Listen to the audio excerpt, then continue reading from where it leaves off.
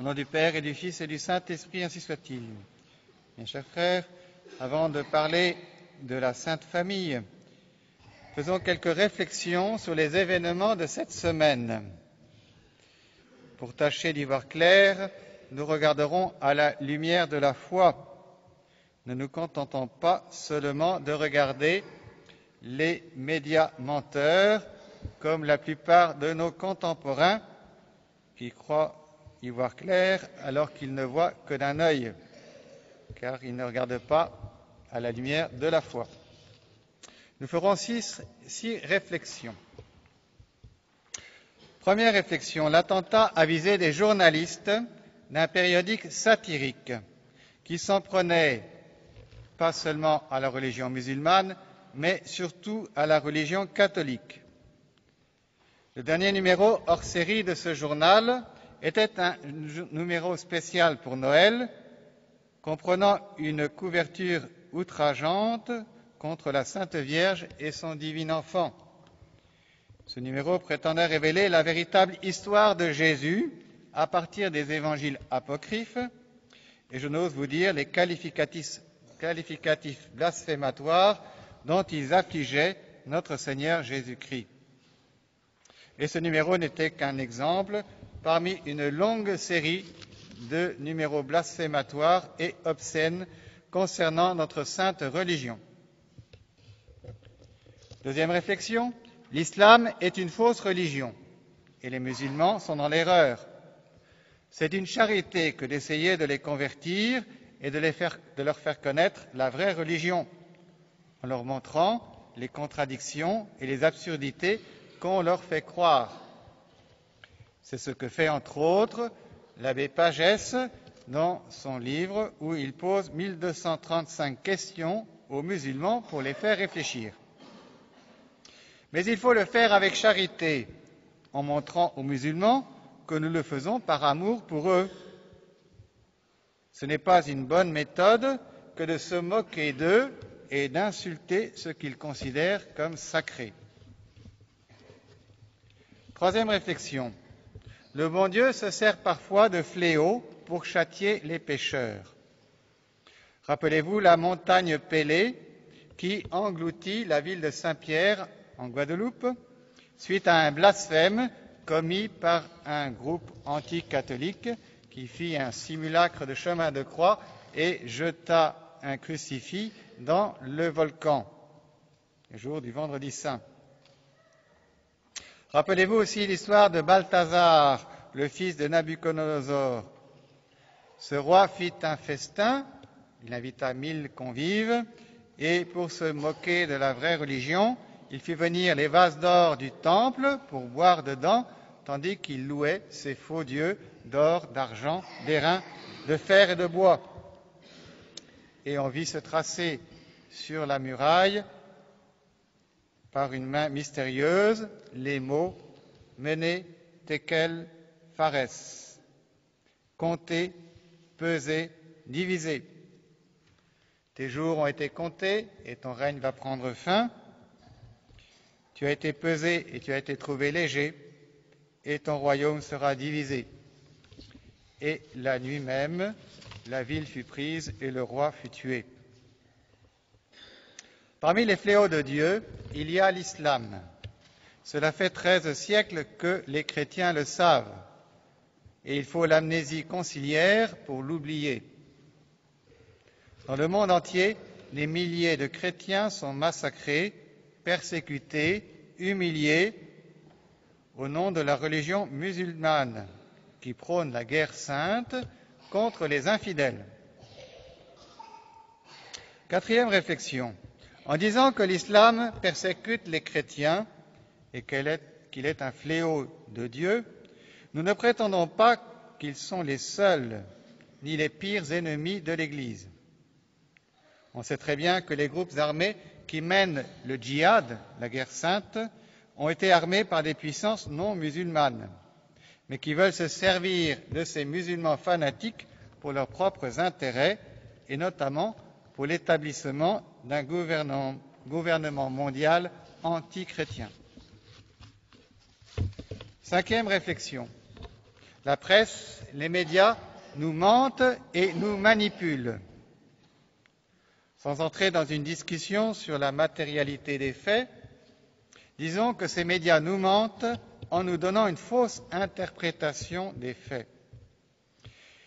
Ils utilisent l'événement pour nous faire croire que ce qu'il faut défendre, c'est la laïcité, la liberté d'expression, la démocratie. Ces médias menteurs nous cachent que c'est au nom de ces valeurs de la République qu'on a déchristianisé la France, qu'on a instauré l'éducation sans Dieu, qu'on a favorisé ces journaux blasphématoires, qu'on a favorisé l'entrée en France de millions de musulmans. Bref, la franc-maçonnerie et les puissances mondialistes se servent des médias pour susciter une émotion autour de cet événement en faveur de la cause même de ces malheurs, c'est-à-dire le mondialisme antichrétien. Attendons-nous à ce que les mesures antiterroristes soient prises, mesures qui ne gêneront pas beaucoup les vrais terroristes, mais qui gêneront ceux qui veulent mener une vie paisible selon la loi de Dieu.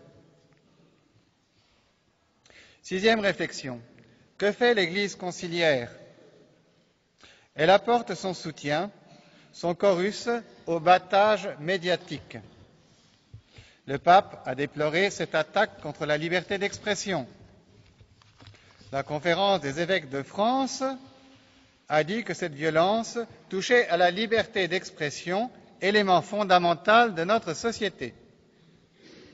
Rappelons quand même que cette liberté d'expression est une liberté moderne, condamnée par les papes antéconciliaires, car on ne peut avoir la liberté de blasphémer. On n'aurait pas dû donner la liberté à ce journal de faire ses numéros blasphématoires. Aujourd'hui a lieu une manifestation.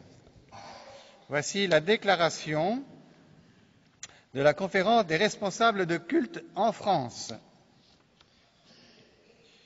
à ce sujet. Donc, ces responsables, c'est les évêques de la conférence des évêques de France, les pasteurs de la Fédération protestante de France, les orthodoxes de l'Assemblée des évêques orthodoxes de France, le grand rabbin, le président du consistoire, du rabbinat de France, le recteur de la Grande Mosquée, du Conseil français du culte musulman, enfin l'Union bouddhiste de France. Voici ce qu'il déclare. Nous sommes unanimes dans la défense des valeurs de la République, liberté, égalité, fraternité, et en particulier la défense de la liberté d'expression. Nous nous engageons à poursuivre cet élan de partage, de dialogue et de fraternité. Bref, en un mot, on se sert de ces événements pour promouvoir le Masdu, selon l'expression de l'abbé de Nantes, le mouvement d'animation spirituelle de la démocratie universelle, prélude du royaume de l'Antéchrist. Que pouvons-nous faire devant ces événements? Eh bien, la réponse, mes chers frères, se trouve dans la fête d'aujourd'hui. Face à ceux qui veulent faire de cette terre un prélude de l'enfer, tâchons, quant à nous, d'en faire le vestibule du paradis. Et comment? Grâce à des foyers, à des familles chrétiennes. Nous n'avons pas de pouvoir sur l'État ou sur l'Église pour y remettre de l'ordre, sinon par nos prières et nos sacrifices. Mais nous pouvons agir là où nous sommes pour rendre chrétiennes nos familles, familles au sens strict ou dans un sens plus large, pour introduire l'esprit familial dans toutes nos sphères d'activité. Par exemple, nous avons voulu que notre collège-lycée s'appelle le foyer Saint-Thomas pour montrer que nous voulions qu'il y ait un esprit familial dans cet établissement. Remarquons pour commencer que Jésus a voulu passer les 9/10 de sa vie terrestre, dans le cadre d'une famille. Ça nous montre l'importance qu'il y accordait. Qu'est-ce qu'une famille chrétienne? C'est celle où celui qui exerce l'autorité le fait à l'exemple de Saint Joseph, avec calme et sérénité, ayant conscience de faire la volonté de Dieu et de parler en son nom. Saint Joseph savait que son épouse et son fils lui étaient bien supérieurs en sainteté, mais son humilité lui faisait accepter sans crainte et sans trouble son rôle de chef et de supérieur.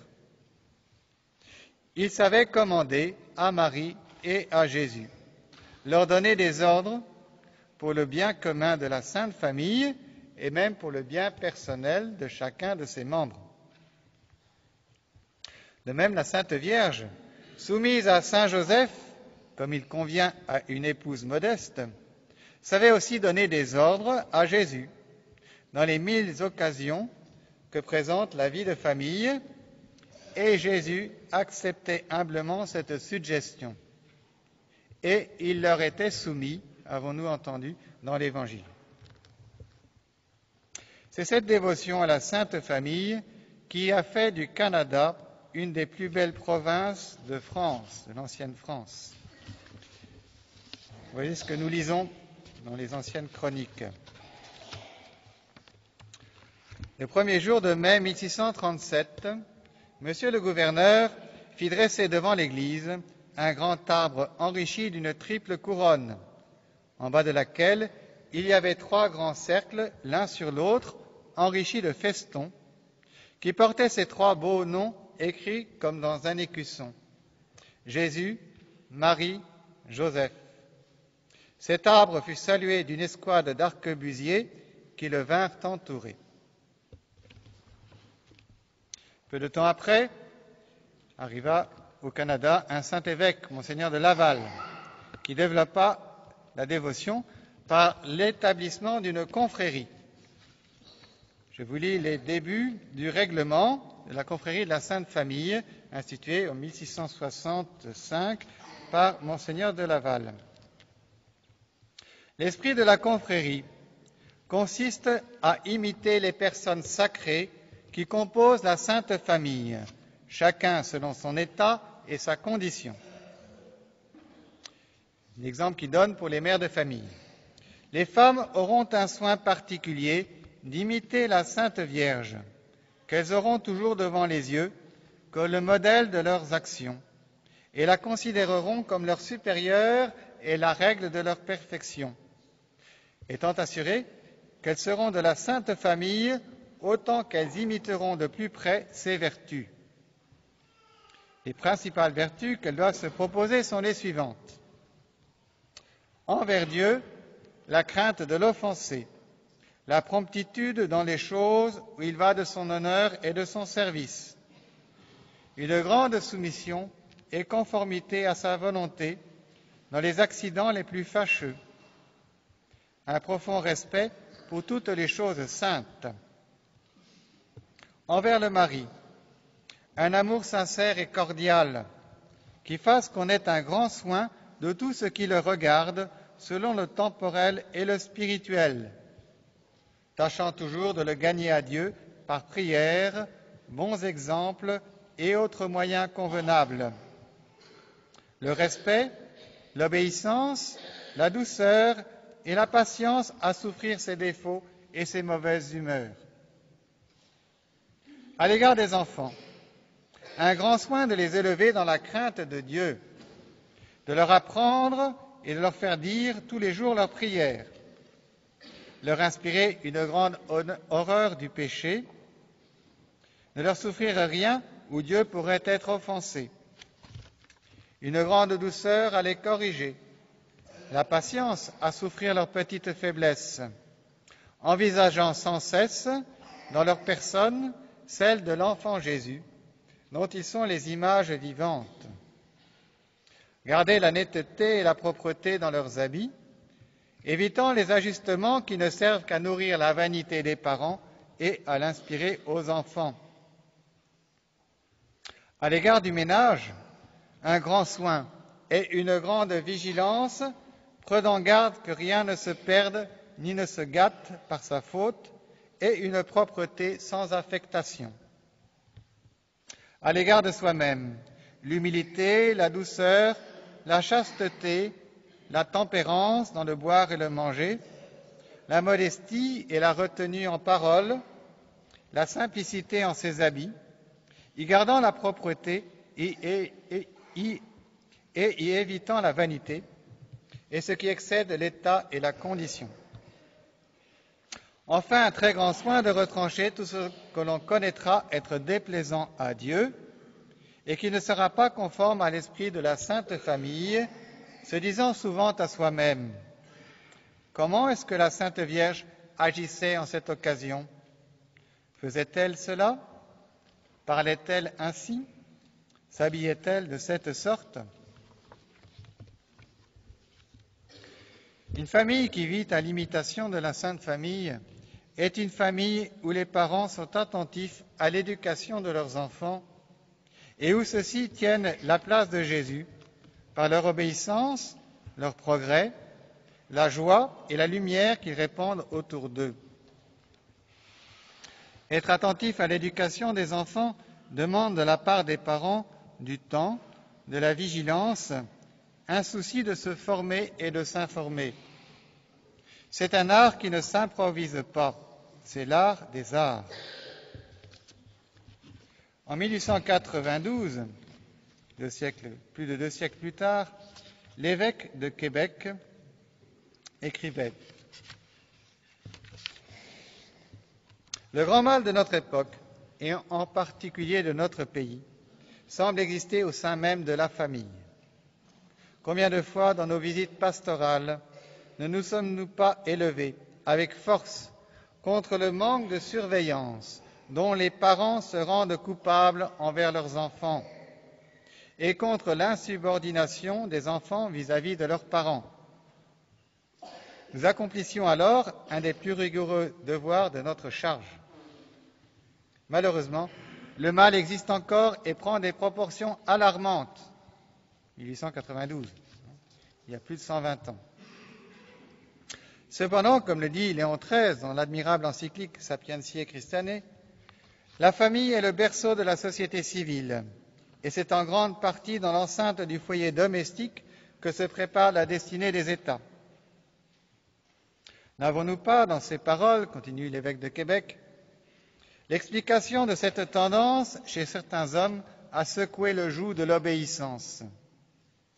On s'est accoutumé dans la famille à ne pas obéir et à résister aux parents.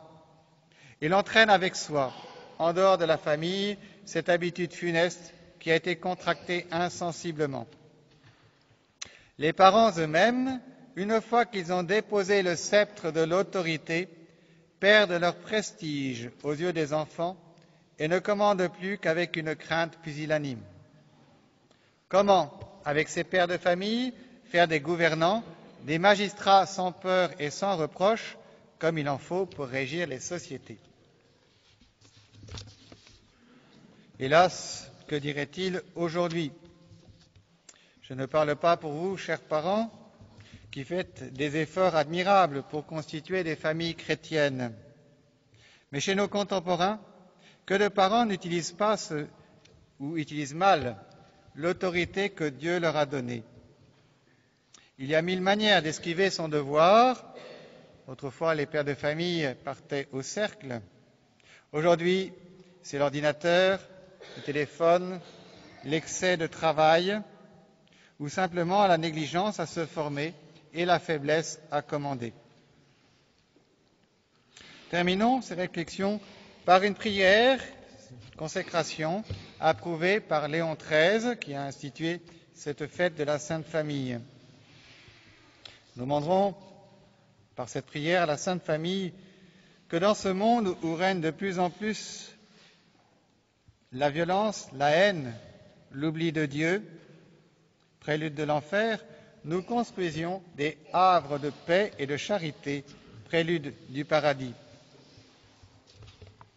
Ô Jésus, notre aimable Rédempteur, qui étant envoyé du ciel pour éclairer le monde par votre doctrine et vos exemples, avez passé la plus grande partie de votre vie mortelle dans l'humble demeure de Nazareth, soumis à Marie et à Joseph, et avez consacré cette famille qui devait servir d'exemple à toutes les familles chrétiennes.